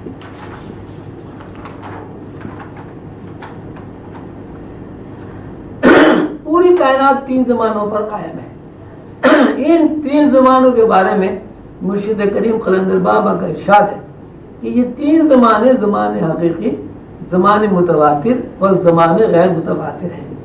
زمان متواتر وہ زمانہ ہے جس زمانے میں ہم عالم ناسوت کی زندگی گزار رہے ہیں۔ زمان متواتر جس میں ہر آن ہر لمحہ حواس منقسم ہو کر ہمیں زندگی میں کام آنے والے جذبات سے آشنا کرتی ہے، نظر آنے والی کائنات کے تمام افعال و حوادث کو زمان متواتر کے پیمانے سے ناپتے ہیں۔ یہ بات ہمارے سامنے ہے کہ ہماری زندگی کا کوئی ایک لمحہ ایسا نہیں ہے جو قائم ہو، ہماری زندگی کا ہر لمحہ متغیر ہے۔ ہم یہ بات جانتے ہیں کہ ہم قدم اٹھانے کے بعد دوسرا قدم اٹھاتے ہیں تو پہلا قدم متغیر ہو جاتا ہے، تب دوسرا قدم اٹھتا ہے۔ یعنی زندگی کا کوئی لمحہ اس وقت تک لمحہ نہیں کہا جا سکتا جب تک اس میں تغیر واقع نہ ہو۔ بالفاظ دیگر ہم ہر لمحے میں کائناتی تغیر کا نام دے سکتے ہیں۔ جب یہ تسلیم کر لیا گیا کہ کائنات کا ہر لمحہ متغیر ہے تو لامحالہ یہ بات تسلیم کرنا پڑے گی کہ کائنات کا ہر لمحہ اور ہر لمحے کے واردات و حوادث الگ الگ ہیں۔ ساتھ ہی یہ بات تسلیم کرنا پڑے گی جب ہر لمحے کی واردات اور زندگی کے حوادث اور زندگی کے تمام افعال و حرکات جدا جدا ہیں تو ہر حادثہ، ہر واردات اور ہر کیفیت کے درمیان ایک فاصلہ ہے۔ ہم جب ایک قدم سے دوسرا قدم اٹھاتے ہیں تو دراصل ایک قدم کا دوسرے قدم پہ جانا ایک تغیر ہے، اور ایک قدم کے بعد دوسرا قدم فاصلہ ہے۔ فاصلہ زمان غیر متواتر ہے۔ اب ہمارے سامنے دو زمانے ہیں، ایک زمان متواتر اور ایک زمان غیر متواتر۔ ہم زمان متواتر اور زمان غیر متواتر کا تذکرہ کرتے ہیں تو اللہ کے ارشاد کے مطابق آدم اور اس کے اندر روح کا تذکرہ ہے۔ اللہ تعالیٰ فرماتے ہیں میں نے آدم کے پتلے میں اپنی روح پھونکی اور اسے علم اشیاء عطا کیا۔ آدم کی تخلیق کے پیش نظر ہمیں دو ایجنسیوں کا علم ہوا، ایک ایجنسی روح اور دوسری ایجنسی علم اشیاء۔ روح اور علم اشیاء جس بنیاد پر سفر کر رہی ہے اس کو عالم فطرت کہا گیا ہے. اسی عالم فطرت کو قرآن پاک کی زبان میں عالم شہادت کہا گیا ہے. روح الہی کے بالمقابل روحانی دنیا یعنی زمان غیر متواتر ہے. زمان غیر متواتر کو قرآن عالم غیب کا نام دیتا ہے. اس سے پہلے شعور اور لاشعور کے ضمن میں کافی تفصیلی بحث کی جا چکی ہے اور شعور اور لاشعور کے ضمن میں یہ بات بتائی جا چکی ہے کہ انسان نور اور نسمے سے مرکب ہے. یعنی نور اور نسمے سے انسانی ہستی بنی ہوئی ہے اور یہ نور اور نسمہ ذہن کے غیر شعوری اور شعوری پیمانے ہیں. انسانی ذہن کا جب تجزیہ کیا جاتا ہے تو 3 سطح زیر بحث آتی ہے اور ہر سطح کے 2 رخ ہیں. پہلی سطح کے 2 رخ ورائے وہم اور وہم ہے. دوسری سطح کے 2 رخ احساس اور مشاہدہ ہیں. ذہن کی ایک سطح ورائے وہم یعنی روح کے بالمقابل عالم غیب واقع ہے. عالم غیب کو جاننے سمجھنے کے لیے روح کو سمجھنا ضروری ہے. اس لیے کہ عالم غیب کا انشراح روح میں ہوتا ہے. روح سے مراد لاشعور ہے. یعنی اگر عالم غیب کو جاننا چاہیں مشاہدہ کرنا چاہیں تو ضروری ہے کہ شعور کی دنیا سے نکل کر لاشعور کی دنیا میں داخل ہو کیونکہ شعوری دنیا میں غیب سے آشنا ہونا ممکن نہیں ہے. عالم غیب عالم ماورائے کائنات پر مشتمل ہے. عالم ماورائے کائنات اور باطنی کائنات زمان حقیقی ہے جس کو مرشد کریم قلندر بابا اولیاء رحمت اللہ علیہ نے ٹائم لیسنس کا نام دیا ہے. یعنی ایسی دنیا جہاں ٹائم کی گرفت ٹوٹ جاتی ہے. ٹائم کی گرفت ٹوٹنے سے اس عالم میں خد و خال حذف ہو جاتے ہیں. زمان غیر متواتر کو نان سیریل ٹائم کا نام دیا گیا ہے. زمان حقیقی علم الہی ہے جس کو غیب الغیب کہتے ہیں. زمان غیر متواتر فرشتوں کی دنیا ہے جس کو اصطلاح میں غیب کہا گیا ہے. شعوری دنیا سے ہٹ کر یا زمان متواتر سے نکل کر بندہ لاشعوری دنیا یا زمان غیر متواتر میں داخل ہو جاتا ہے تو اس پر غیب منکشف ہو جاتا ہے اور فرشتوں کی دنیا سامنے آ جاتی ہے. جس طرح آدمی شعوری دنیا میں رہ کر شعوری دنیا کا مشاہدہ کرتا ہے اسی طرح سالک شعور سے نکل کر لاشعور میں داخل ہو کر فرشتوں کو دیکھتا ہے. اب صورتحال بنی کہ 2 ایجنسیاں ایسی ہیں جو شعور کے بالمقابل موجود ہیں. ایک ایجنسی کا نام غیب الغیب ہے اور دوسری ایجنسی کا نام غیب اور یہ دونوں ایجنسیاں لاشعور کے مقابل واقع ہیں. غیب الغیب نور مفرد ہے اور غیب نور مرکب ہے. غیب الغیب نور مفرد اور غیب نور مرکب کی تشریح میں یہ سمجھنا ضروری ہے کہ انسانی ذہن کی 3 سطح کے 2 رخ ہیں. ان دو رخوں کے الگ الگ نام نسمہ مرکب نسمہ مفرد نسمہ مطلق نور مفرد نور مرکب اور نور مطلق ہے. نسمہ مرکب زمان متواتر شعوری دنیا ہے. نسمہ مفرد زمان غیر متواتر لاشعوری دنیا اور جنات کی دنیا ہے. نسمہ مطلق لاشعوری دنیا غیب کی دنیا زمان غیر متواتر فرشتوں کی دنیا ہے. نور مرکب لاشعوری دنیا غیب کی دنیا زمان غیر متواتر سماوات اور ملائکہ سماوی کی دنیا ہے جس میں دوزخ بھی شامل ہے. نور مفرد لاشعوری دنیا زمان غیر متواتر غیب کی دنیا ملائکہ اعلیٰ کی دنیا ہے جس میں عرش کرسی بیت المعمور شامل ہے. نور مطلق لاشعوری دنیا یعنی لاشعوری دنیا کا وہ حصہ جسے غیب الغیب کہا گیا ہے. زمان حقیقی اور وہ عالم جس عالم میں خد و خال نہیں ہے یعنی حجاب عظمت حجاب کبریا حجاب محمود کا عالم ہے. اس عالم میں تجلیات زیر بحث آتی ہے. یہ تذکرہ ہے ایک سطح کا جس کو غیر متواتر کہا ہے. غیر متواتر سے نکل کر زمان حقیقی میں انسان داخل ہو جاتا ہے. انسانی ذہن کے باقی 5 رخ یعنی شعوری دنیا شعوری تجربات شعوری واردات و کیفیات 5 رخوں پر قائم ہے. پہلا رخ وہم دوسرا رخ خیال تیسرا رخ تصور چوتھا رخ احساس اور 5واں رخ مشاہدہ ہے. ان 5 رخوں کے بالمقابل عالم فطرت واقع ہے.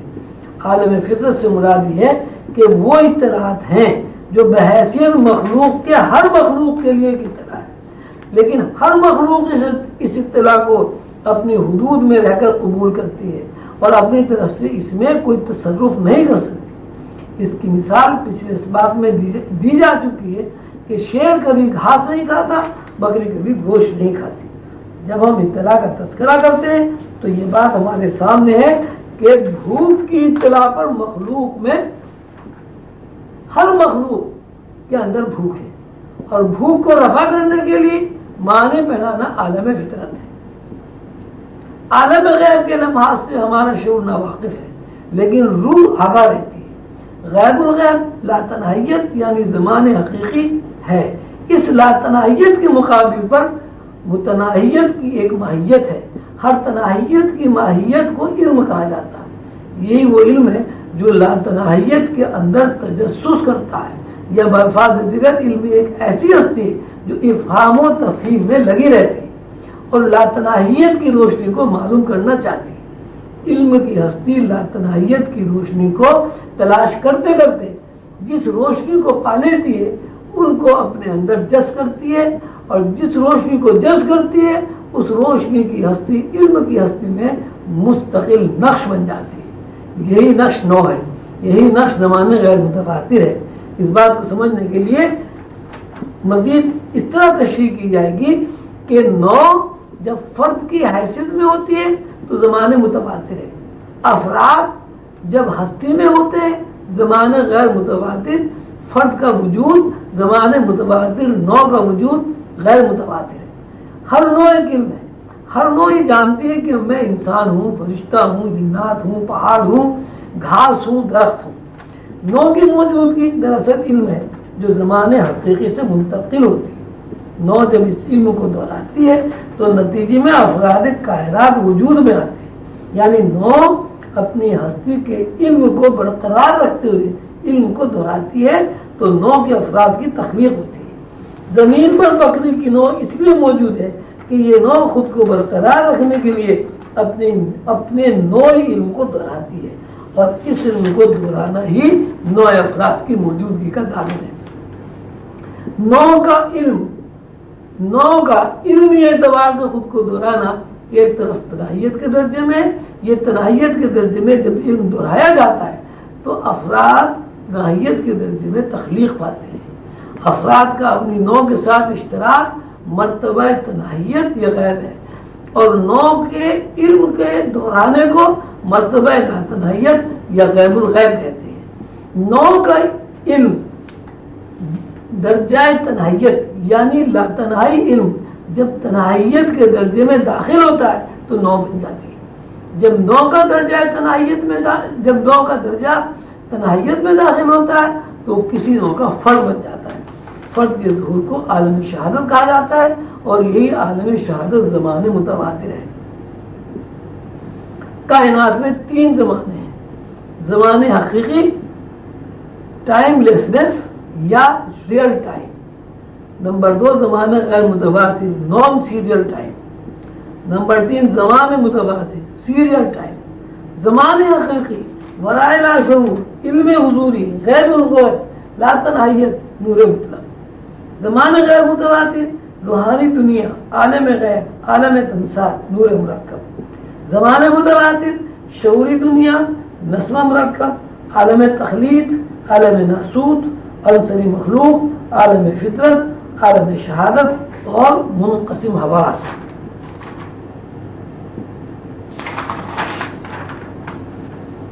زمانے حقیقی میں کسی قسم کے خط و خال نہیں پائے جاتے، محض احساس یا ادراک پایا جاتا ہے۔ زمانہ غیر متواتر وہ زمانہ ہے جس میں نو صرف نو ہے، اور نو اپنی نو جیسی ہستی کے علم سے آگاہ ہے۔ علم کے دہرانے سے افراد تخلیق پاتے ہیں۔ نوئی ہستی کا علم جہاں سے ملتا ہے وہ زمانے حقیقی ہے۔ زمانے متواتر تمام دنیایں جو زمین پر آباد ہیں یا ٹائم کی گرفت میں ہیں وہ دنیایں جن کے تعلق افراد نو سے ہے۔ لطیفہ اخفا کا علم زمانے حقیقی ہے جس کو نہر تصویر سیراب کرتی ہے۔ نہر کا سورس حجاب محمود ہے۔ لطیفہ سری کا علم زمانہ غیر متواتر، نہر تجرید، نہر کا سورس حجاب کبریا ہے۔ لطیفہ قلبی کا علم زمان متواتر، نہر تزہیر، نہر کا سورس عرش ہے۔ لطیفہ نفسی کا علم زمان متواتر کے مشاہدے کا ذریعہ ہے۔ روح الہی کا علم نہر تشہیر، سورس حجاب عظمت ہے۔ انسانی زندگی کا تجزیہ کرنے کے بعد ہم جب قرآن کے علوم میں تفکر کرتے ہیں تو ہمیں یہ علم حاصل ہوتا ہے کہ انسانی زندگی اور پوری کائنات کی زندگی عالم فطرت اور عالم غیب کے ساتھ تسلسل سے قائم ہے۔ عالم فطرت کو زمان متواتر کہا گیا ہے اور عالم غیب کو روحانی دنیا، یہ زمان غیر متواتر کہا گیا ہے۔ زمان متواتر اور زمان غیر متواتر کو شعور اور لاشعور کے نام سے پچھلے اسباب میں وضاحت سے بیان کیا گیا ہے۔ زمان حقیقی یعنی غیب الغیب میں جو لمحات ہیں وہ غیر متغیر ہیں، اور یہی غیر متغیر لمحات ازل سے ابد کو محیط ہے۔ غیر متغیر لمحات کو علم کی ہستی بھی قرار دیا گیا ہے۔ علم کی ہستی سے مراد یہ ہے کہ علم کوئی ایسی شے نہیں ہے جس کی حیثیت صرف لفظ ہے، بلکہ علم بحیثیت علم کے ایک ہستی ہے، اور یہ ہستی بھی اپنا وجود رکھتی ہے، لیکن یہ وجود زمان متواتر سے ماورا ہے۔ علم کی ہستی کا قیام زمان غیر متواتر میں واقع ہے۔ علم کی ہستی دوسری ہستیوں کی طرح ادراک میں رکھتی ہے۔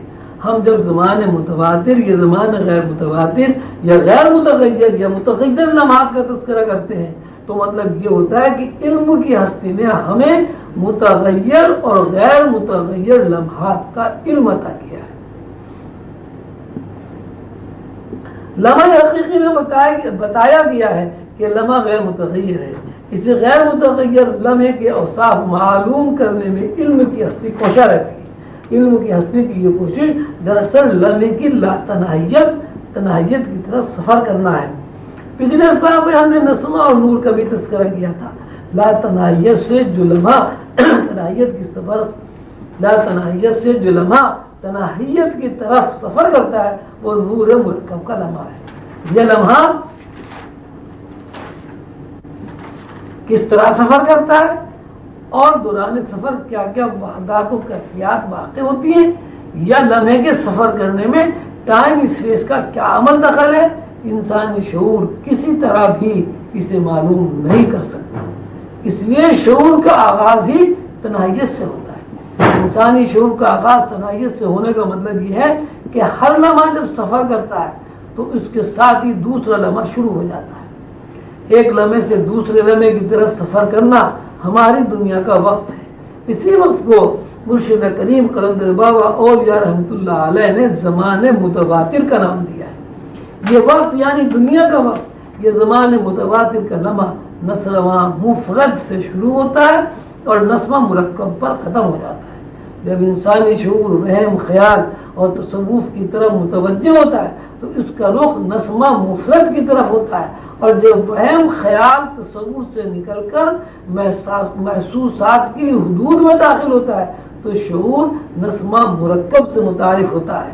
اب ہم اس طرح کہیں گے کہ شعور کے تغیر سے واقف ہونے کا عمل ہی شعور کی ہستی ہے، یعنی شعور کی ہستی اس لمحے کے اندر بند ہوتی ہے جس لمحے کے اندر ہر آن تغیر ہے۔ قرآن پاک کی زبان میں اس تغیر کا نام زمان متواتر ہے، یا نسمے کے لمحے کا نام آفاق ہے، اور لمحہ غیر متواتر کا نام یا اس لمحے کا نام جو ہماری دنیا کے وقت سے باہر ہے، یہ زمان غیر متواتر ہے۔ قرآن پاک کی زبان میں انفس ہے۔ ہم جب نور کے لمحے کا تذکرہ کرتے ہیں تو دراصل انسان کی روح کا تذکرہ کرتے ہیں، اور جب ہم نسمے کا تذکرہ کرتے ہیں تو مراد انسانی ذہن سے ہوتی ہے۔ اس بات کو مثال سے سمجھیے۔ زید ایک فرد ہے۔ اگر سوال کیا جائے کہ زید کون ہے تو یہ کہا جائے گا کہ زید فلاں کا بیٹا ہے، فلاں کا بھائی ہے۔ زید عالم ہے، زید کی عمر 25 سال ہے، زید خوش اخلاق ہے، زید عقل مند ہے، نوجوان ہے، وجیح ہے، بردبار ہے۔ ان تمام باتوں کا مطلب یہ ہوا کہ ہم زید کی صفات کا تذکرہ کر رہے ہیں۔ زید بہت ساری صفات کا مجموعہ ہے، اور یہ تمام صفات زید کے اوصاف ہیں۔ مطلب یہ ہوا کہ ہم جس زید کا تذکرہ کر رہے ہیں وہ زید جو پٹھوں گوشت پوش سے مرکب ہے، ہم اس کا ذکر گوشت پوش ہڈیوں کی مناسبت سے نہیں کر رہے بلکہ صفات سے تذکرہ کر رہے ہیں. یعنی زید پٹھوں کا بنا ہوا نہیں ہے، یا زید کو پٹھوں کے تخلیقی عوامل سے ہم نہیں جانتے بلکہ زید کو اس کے اعمال کی مناسبت سے جانتے ہیں. زید کی یہ صفات ہمارے سامنے نہیں، جبکہ زید کا جسمانی نظام ہمارے سامنے ہے.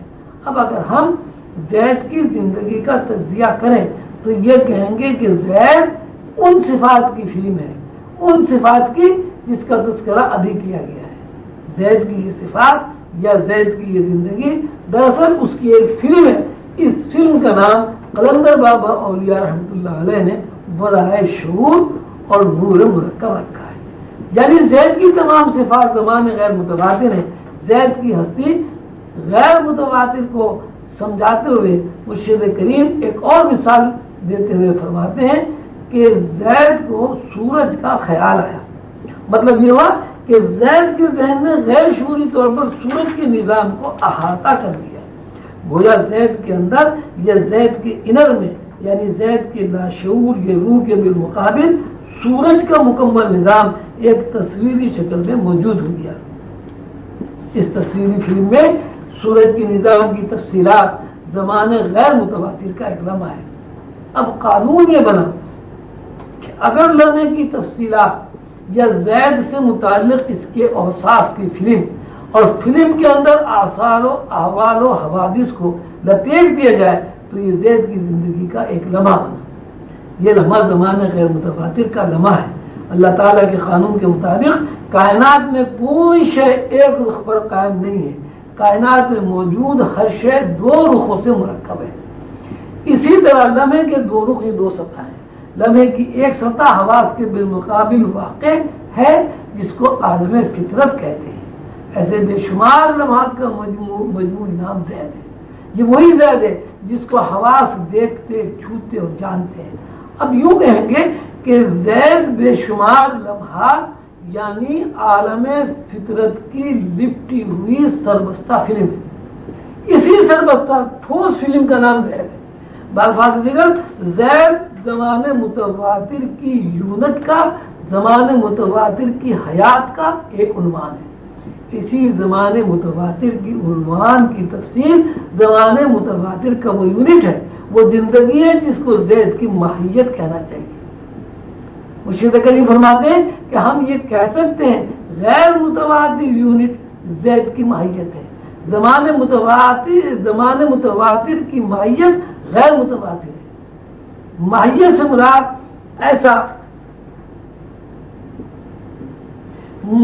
مراد ایسی روشنی ہے جو یونٹ کے اجزاء کی تصویری فلم ہے. اس تصویری فلم میں کسی یونٹ کا ہر ایک فہم، ہر ایک خیال، ہر ایک احساس ریکارڈ ہے. اسی بات کو قرآن پاک میں اس طرح بیان کیا ہے: آپ کیا سمجھے علیین اعلی زندگی کیا ہے، اور آپ کیا سمجھے سجین اور اسفل زندگی کیا ہے. یہ ایک لکھی ہوئی کتاب ہے یعنی فلم ہے. انسان کی زندگی میں یہی دو رخ برسر عمل رہتے ہیں. ایک رخ کو زندگی کا اعلیٰ رخ کہا جاتا ہے اور دوسرے رخ کو زندگی کا اسفل رخ کہا جاتا ہے. زمان متواتر کا لمحہ جسم ہے اور زمان غیر متواتر کا لمحہ اسی جسم کی احساسات کے شواہد کی تفصیلی فلم ہے. غیر متواتر کا لمحہ ہر وقت ہمارے سامنے رہتا ہے یعنی ہماری روح کے بالمقابل رہتا ہے، لیکن ہمارا ذہن اس طرف نہیں جاتا اس لیے کہ وہ ہمارے لیے غیب ہے. حالانکہ زمان متواتر کا قیام ہی غیر متواتر پر ہے، کیونکہ زمان متواتر کے لمحات یہ زمان متواتر میں کام کرنے والا ذہن زمان غیر متواتر کی طرف متوجہ نہیں ہوتا، اس لیے کہ غیر متواتر شعور کے لیے غیب ہے. قانون یہ ہے کہ جب کسی شے کو ہم دیکھتے ہیں تو غیر متواتر کا لمحہ درمیانی فاصلے کو ہماری لا علمی میں اس طرح ناپ لیتا ہے، نہ تو شے کی روشنی ذہن سے ہوا پر الگ رہتی ہے اور نہ ذہن کی سطح میں داخل ہوتی ہے. یہ وجہ ہے کہ ہم شے کو دیکھ سکتے ہیں. ذہن شے سے ہوا بھر الگ رہے یا ہوا بھر شے میں داخل ہو جائے، یہ شے غائب ہو جائے، اسے ہم نہیں دیکھ سکیں گے. اور طلب نقطہ ہے کہ شے کی روشنی نہ تو ذہن سے ہوا بھر الگ رہی اور نہ ذہن میں داخل ہوئی. اگر شے کی روشنی ذہن میں داخل ہو یا تو غیر متبادل زمانہ غیر متبادل نہیں رہے گا, اور اگر شے کی روشنی ہوا بھر شے کے اندر داخل ہو جائے تو زمانہ متبادل نہیں رہے گا. نتیجے میں شے کا وجود ہی زیر بحث نہیں آتا. اس لیے زمانے متبادل زمانے غیر متبادل میں داخل نہیں ہوتا.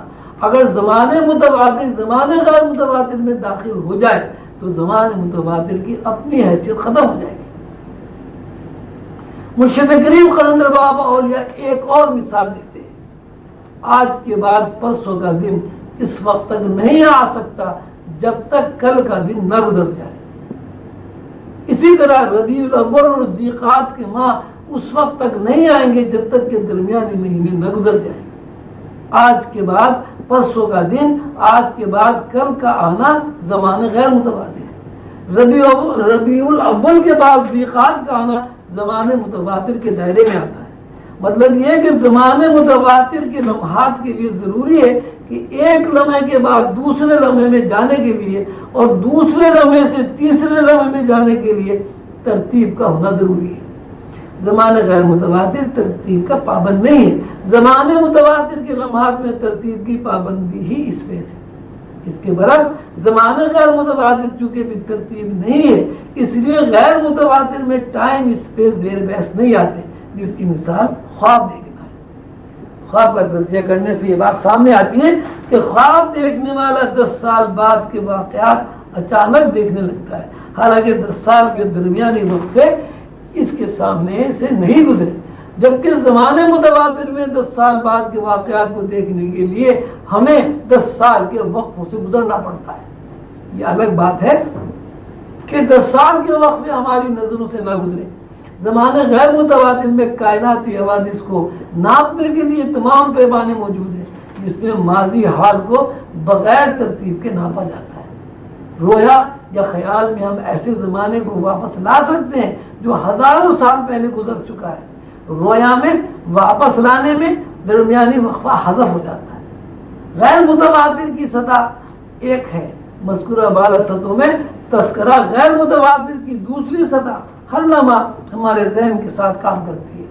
مثلا جب ہم ایسے شخص کو دیکھتے ہیں جس کو 25 سال پہلے دیکھا تھا تو ہمیں گزشتہ 25 سال کے واقعات یاد کرنے کی ضرورت پیش نہیں آتی, اور ہم اس کے چہرے کو اچانک واپس لے آتے ہیں. اس شخص کو دیکھنے کے بعد 25 سال کی لپٹی ہوئی فلم کو محسوس کر لیتے ہیں, یقین سے محسوس کرتے ہیں کہ یہ شخص وہی ہے جو 25 سال پہلے تھا.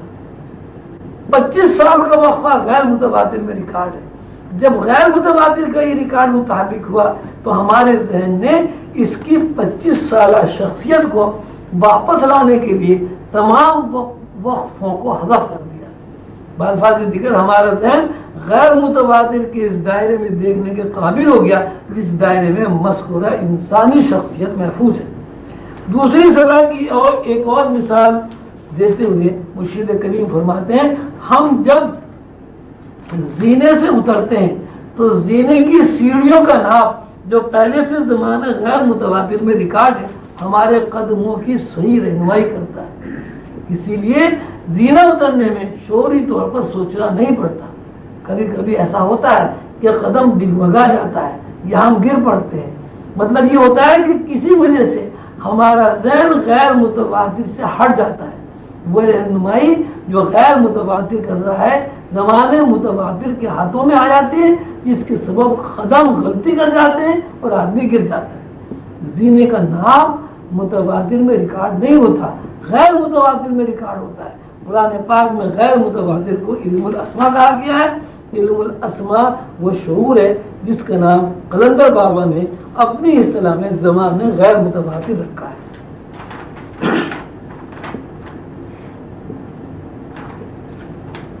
اب تعالی حضور قلندر بابا اولیاء فرماتے ہیں کہ فکر انسانی کی 3 طرزیں ہیں. فکر انسانی کی پہلی طرز یہ ہے کہ وہ نوع انسانی کی حیثیت سے انفرادی طور پر انسان کے اندر پیدا ہونے والے تقاضوں کو صحیح طور پر استعمال کرتا ہے. جب نوع انسانی کا کوئی فرد صحیح طرزوں میں تقاضوں کو استعمال کرتا ہے تو اس کی ہر طرز نوع انسانی کے لیے اخلاص کا جذبہ یا قدم ہوتا ہے. جب کسی فرد کے اندر نوع انسانی کے لیے خلوص کا جذبہ کار فرما ہوتا ہے تو وہ ایسے مقام تک پہنچ جاتا ہے جہاں اس کی فکر انفرادی تقاضوں سے ہٹ کر پوری نوعی تقاضوں کو سمجھنے اور محسوس کرنے لگتی ہے. یعنی نوع انسانی کا فرد انفرادی حیثیت سے نکل کر اجتماعی حیثیت میں داخل ہو جاتا ہے. اس کی سوچ اور اس کے اندر پیدا ہونے والے تقاضے صرف اپنی ذات تک محدود نہیں رہتے بلکہ سوچ اور پورے تقاضے پوری نوع کو محیط ہو جاتے ہیں. آسان لفظوں میں یوں کہا جائے گا کہ انفرادی سوچ نوعی سوچ بن جاتی ہے. جب کسی فرد کے اندر نوع انسانی کے مجموعی تقاضوں کو سمجھنے اور محسوس کرنے کی صلاحیت بیدار ہو جاتی ہے تو فکر ایسی وسعتوں میں داخل ہو جاتی ہے جہاں نوعی تقاضوں سے گزر کر کائنات کے مجموعی تقاضے اس پر منکشف ہو جاتے ہیں. یہ تین طرزیں ہیں. پہلی فکر انفرادی سوچ یا انفرادی طرز فکر. دوسری فکر نوعی سوچ یا نوعی طرز فکر. تیسری فکر کائناتی سوچ یا کائناتی طرز فکر ہے. نوع انسانی کا ایک فرد جو انفرادیت میں محیط ہے جب نوعی تقاضوں پر اپنے انفرادی تقاضوں کو مغلوب کر لیتا ہے یعنی سوچ انفرادی نہیں رہی بلکہ نوعی سوچ بن جاتی ہے تو اس کے اوپر کائنات کے رموز اور کائنات کے مجموعی تقاضے منکشف ہو جاتے ہیں. یہ تقاضوں سے وہ تقاضوں سے واقف ہو جاتا ہے. جب کوئی فرد ان تینوں طرزوں سے گزر جاتا ہے تو انسانی فکر ماورا فکر بن جاتی ہے اور یہ ماورا فکر یا ماورائے کائنات سے متعلق سوچ اس کو حقیقت سے آگاہ کر دیتی ہے. وہ اللہ کی معرفت حاصل کر لیتا ہے. اس مسئلے پر سوچنے والوں کو کائنات اور افراد کائنات کے الگ الگ ہونے کا شبہ ہو سکتا ہے. ابھی یہ کہا گیا ہے کہ تین طرز فکر سے گزرنے کے بعد چوتھی طرز فکر میں داخل ہونے والا بندہ معرفت حاصل کر لیتا ہے. اس سے یہ بات ثابت نہیں ہوتی کہ افراد کائنات الگ الگ ہیں. یہ ساری کائنات افراد کا کنبہ ہے اور جب ہم غور کرتے ہیں تو ہمیں اس بات کا علم حاصل ہو جاتا ہے کہ کائنات اپنے کسی ایک فرد کے اثبات یا نفی کا مجموعہ ہے. ہم نے عرض کیا ہے کہ پہلی طرز فکر سے گزر کر جب دوسری طرز میں داخل ہونا نوعی طرز فکر بن جاتی ہے اور جب کوئی نوعی طرز فکر سے گزر کر کائنات کی طرز میں داخل ہوتا ہے اور جب کوئی نوعی طرز فکر سے گزر کر کائناتی طرز میں داخل ہوتا ہے تو فکر کائناتی بن جاتی ہے. یہی اثبات نفی ہے. جب کوئی بندہ پہلی طرز فکر میں تقاضوں کے ساتھ موجود ہے تو یہ پہلی طرز کا اثبات ہے اور جب وہ پہلی طرز سے گزر کر دوسری طرز میں داخل ہوتا ہے تو پہلی کی نفی اور دوسری کا اثبات ہے. جب یہی بندہ دوسری طرز فکر سے نکل کر تیسری طرز فکر میں قدم رکھتا ہے تو وہ دوسری طرز کی نفی اور تیسری طرز کا اثبات کرتا ہے. مطلب یہ ہے کہ ساری کائنات اور کائنات کے تمام افراد اثبات اور نفی میں سفر کرتے ہیں. ایک قدم اثبات ہے دوسرا نفی. اگر تیسرا قدم اثبات ہے تو چوتھا قدم نفی ہے. نفی اور اثبات سے گزر کر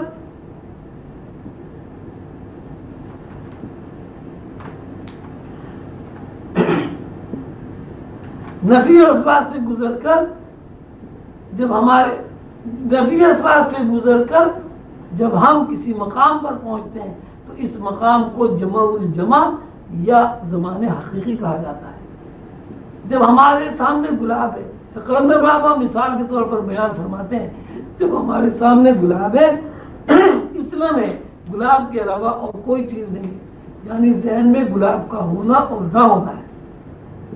جب ہم گلاب کا تذکرہ کرتے ہیں تو سامنے محض گلاب کی ہستی کا اثبات ہے. ہمارے فکر کا مرکز گلاب کے علاوہ دوسری شے